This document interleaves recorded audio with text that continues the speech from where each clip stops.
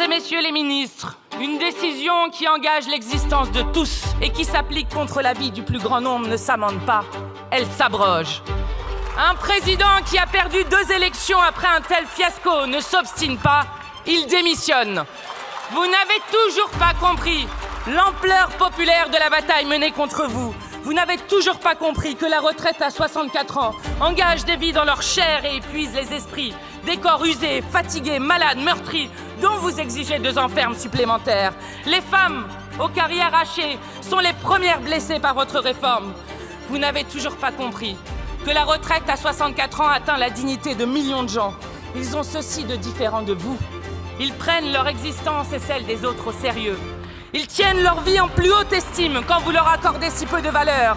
Ils s'inscrivent dans l'idée commune de république sociale que vous conspuez par vos mots et par vos actes. Peu importe l'issue du vote aujourd'hui, vous avez perdu.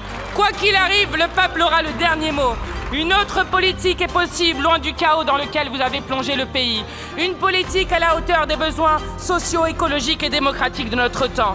Une autre politique est possible, où l'on ne prétend pas comme vous que c'est dur de faire travailler les gens davantage, que vous êtes raisonnable ou que pourrir la vie des gens serait un choix courageux, alors que vous organisez le désastre.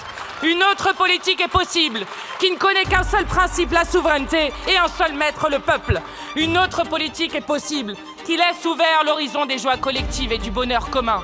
Comme nous y invite le poète résistant Robert Desnos par ces mots. Une voix qui vient de si loin parvient pourtant distinctement jusqu'à nous. Elle ne parle que d'été et de printemps. Elle emplit le corps de joie, elle allume aux lèvres le sourire. Je l'écoute, ce n'est qu'une voix humaine qui traverse les fracas de la vie et des batailles. Et vous, ne l'entendez-vous pas? Elle dit la peine sera de courte durée. Elle dit la belle saison est proche. Ne l'entendez-vous pas?